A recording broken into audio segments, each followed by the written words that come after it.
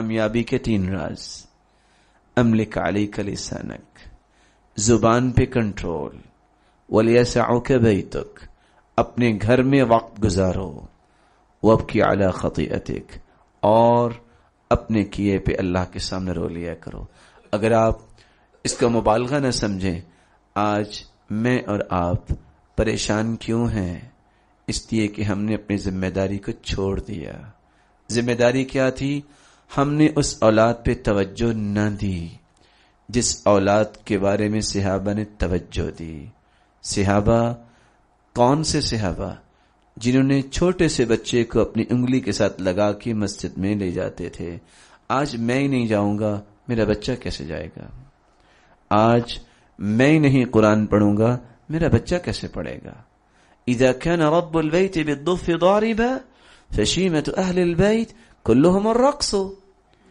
اگر گھر کا مالک باپ اور گھر کی مالکن ماں اگر وہ دف بجانے والی ہوں اور ڈھولکی کو پسند کرنے والے ہوں تو بیٹے اور بیٹیاں تو رقص ہی کریں گی نا.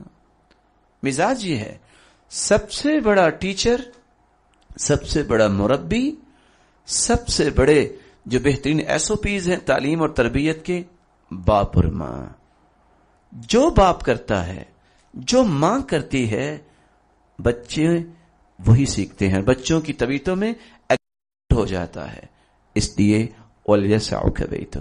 اگر قیامت کے دن اللہ رب العزت کے بنائے ہوئے نور کے ممبر چاہیے، منہج یہ ہے زبان سے گفتگو عدل والی نکالو، اپنے خلاف کیوں نہ ہو، سچ بولو. دیکھیے ابو بکر صدیق رضی اللہ تعالیٰ عنہ اور عمر رضی اللہ تعالیٰ عنہ پوری زندگیوں کا مطالعہ کریں تو ایک واقعہ ملتا ہے. ایک دونوں بیٹھے گفتگو کر رہے تھے تو ابو بکر صدیق رضی اللہ تعالیٰ عنہ نے کہا اچھا اس کو اس قافلے کا کمانڈر بنا دیتے ہیں. عمر رضی اللہ تعالیٰ عنہ کہنے لگے نہیں اس کو بنا دیتے ہیں. ابو بکر صدیق رضی اللہ تعالیٰ عنہ جس جیسے کوئی صحابی نہیں تھے. ہمارا ایمان ہے، ایک وقت انشاءاللہ اس پہ تو بحث کریں گے ہم. زندگی میں ایک واقعہ، اب جب انہوں نے کہا کہ اس کو کمانڈر بنایا جائے، انہوں نے کہا کہ اس کو کمانڈر بنایا جائے، رائے تھی. تو ابو بکر صدیق رضی اللہ تعالیٰ عنہ مسکرا کے کیا کہتے ہیں؟ میں اردت الا خلافی، لگتا ہے کہ آپ نے میری مخالفت میں یہ بات کی ہے. عمر رضی اللہ تعالیٰ عنہ کہتے ہیں کہ ہاشا، ایسا بالکل نہیں ہو سکتا کہ میں آپ کی مخالفت کروں، لیکن آپ کو ایسا مجھے کہنا نہیں چاہیے تھا. کہتے اچھا عمر معاف کر دو، میں نے تو ویسے کہہ دیا. کتنا پیارا دل، کہتے ہیں معاف کر دو. اور عمر رضی اللہ تعالیٰ عنہ کتنے پیارے ہیں، کہتے نہیں معاف تو نہیں کروں گا. کہتے ہیں عمر معاف کر دیں. باقی قصہ ایک طرف رہ گیا، کیا کہہ رہے ہیں؟ مجھے معاف کر دیں. کہا نہیں.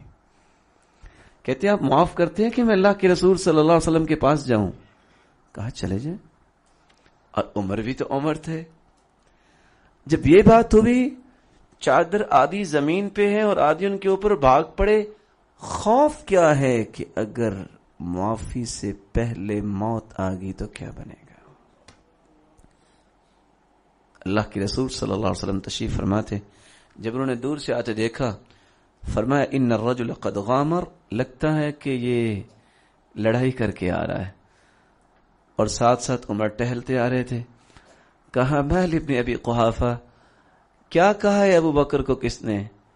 کہ اللہ کے رسول عمر مجھے معاف نہیں کر رہا، اور کوئی بات نہیں ہے. کہا عمر آپ کیوں نہیں معاف کر رہے؟ کہ اللہ کے رسول میں نے اس ہستی کو معاف نہیں کرنا تو کس کو کرنا ہے؟ میں معاف تو وہاں ہی کر چکا تھا، میں دیکھنا چاہتا تھا میرا بھائی کرتا کیا ہے. ابھی یہ بات مکمل نہیں ہوئی، فٹ سے ابو بکر نے کہا لیکن اللہ کے رسول صلی اللہ علیہ وسلم آپ عمر کو کچھ نہ کہیے گا، میں نے کہا تھا عمر کو کہ آپ میری مخالفت میں یہ بات کی ہے. عمر کا اس میں گناہ کوئی نہیں ہے. اللہ کی قسم یہ وہ دل تھے جو آج ہمارے لیے نمونہ بن گئے. اللہ کے دین کی دعوت اور لوگوں تک پہنچانے کے لیے اس ویڈیو کو ضرور لائک، شیئر، کمنٹ اور سبسکرائب کریں.